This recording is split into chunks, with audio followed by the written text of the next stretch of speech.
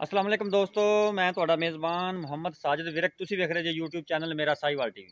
ਜਿਵੇਂ ਕਿ ਵੀਰ ਦੋਸਤ ਜਾਣਦੇ ਨੇ, ਤਸਵੀਰਾਂ ਵਾਸਤੇ ਹਰ ਰੋਜ਼ ਅੱਛੇ ਤੇ ਖੂਬਸੂਰਤ ਜਾਨਵਰ ਲੈ ਕੇ ਹਾਜ਼ਰ ਹੋਈਦਾ ਹੈ। ਇਸੇ ਤਰ੍ਹਾਂ ਵੀਰ ਜਾਣਦੇ ਨੇ, ਅਸੀਂ ਦੋ ਗਾਵਾਂ ਲਾਈਆਂ ਸੀ, ਇੱਕ ਭਾਈ ਆਮਰ ਦੀ, ਇੱਕ ਹਾਜੀ ਸ਼ਫਾਕ ਸਾਹਿਬ ਦੀ।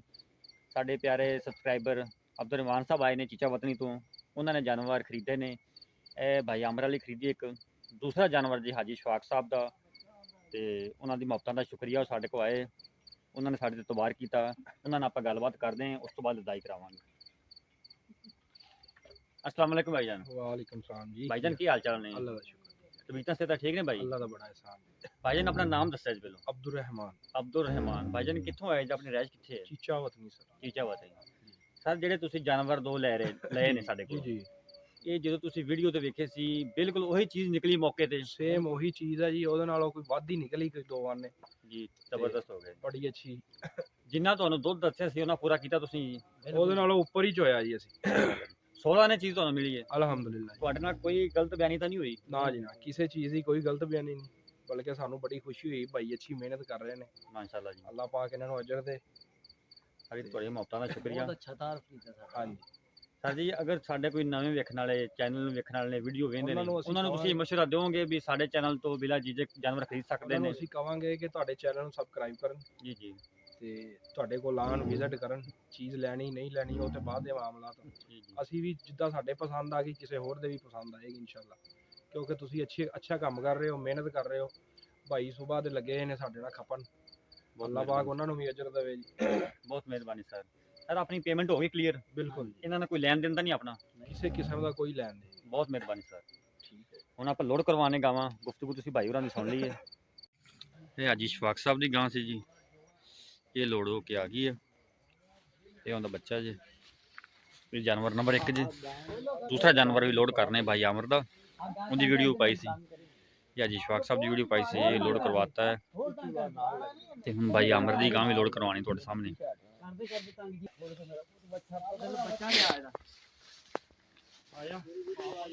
ਇਹ ਜਾਨਵਰ ਨੰਬਰ 2 ਜੀ।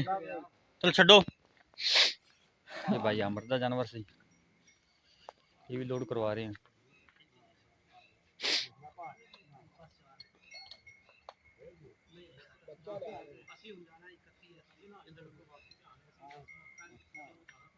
हाजी साहब, हाजी साहब 2 मिनट सानू टाइम दे दिया जी। चल चल बचल चल अगे चलो। ये जानवर नंबर 2 लोड होने लगा। ये भाई आमर दी वीडियो पाई सी। हाँ हाँ भाई सब ठीक ठाक जी?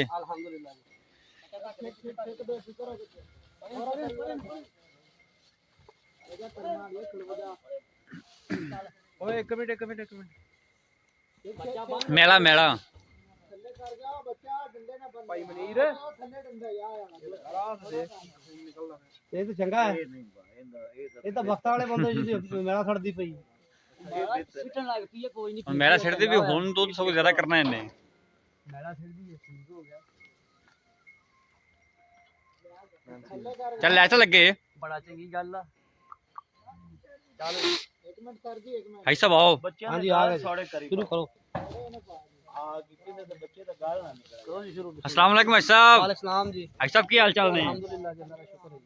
भाई साहब जानवर ਤੁਹਾਡਾ ਲੋਡ ਕਰਵਾਤਾ ਆਪਾਂ ਜੀ। ਹਾਂਜੀ ਇਹ ਇਹਦੀ ਆਪਣੀ ਪੇਮੈਂਟ ਵਸੂਲ ਹੋ ਗਈ? ਹਾਂਜੀ ਪੇਮੈਂਟ ਵਸੂਲ ਹੋ ਗਈ।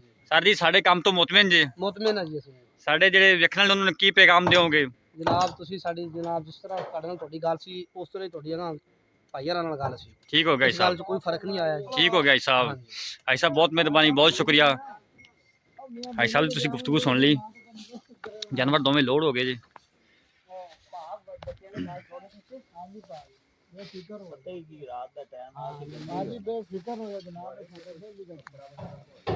ਉਹ ਤੇ ਪਵਾਣਾ ਆ।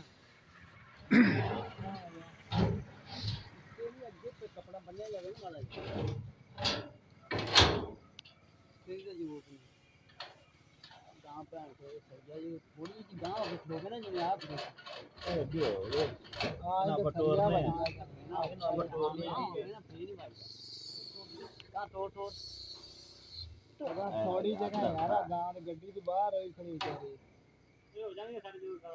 ਨਹੀਂ ਨਹੀਂ ਉਹ ਉੱਤੇ ਪਿੱਛੇ ਹਟਿਆ। ਮੇਰਾ ਤਾਂ ਹੀ ਕਿਹਾ ਸੀ ਇਹਦਾ ਸਿਰ ਬਾਹਰ ਕੱਢ। ਸਾਰਾ ਖਲੀਜਾ ਖੜਾ ਉੱਪਰ ਨਹੀਂ ਗਿਆ। ਉਹ ਵੇਖਾਂ ਦੇ ਹਾਂ ਉਹ ਪਿੱਛੇ ਹਟ ਜਾਂਦੀ ਹੈ ਪਿੱਛੇ ਤਾਂ ਹੀ ਹਟਦੀ ਹੈ, ਇਹਦਾ ਸਿਰ ਬਾਹਰ ਮੈਂ ਕਿਹਾ ਕੱਢ ਆਪਾਂ ਦੇਖ ਜਾਨਵਰ ਦੋਵੇਂ ਲੋਡ ਹੋ ਗਏ ਜੀ।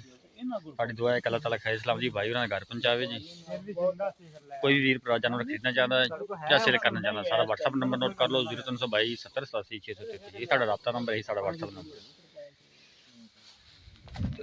ਡਾਲੇ ਦਾ ਨੰਬਰ ਵੀ ਤੁਹਾਨੂੰ ਵੀਰਾਂ ਨੂੰ ਵਿਖਾ ਦਿੰਨੇ ਹਾਂ।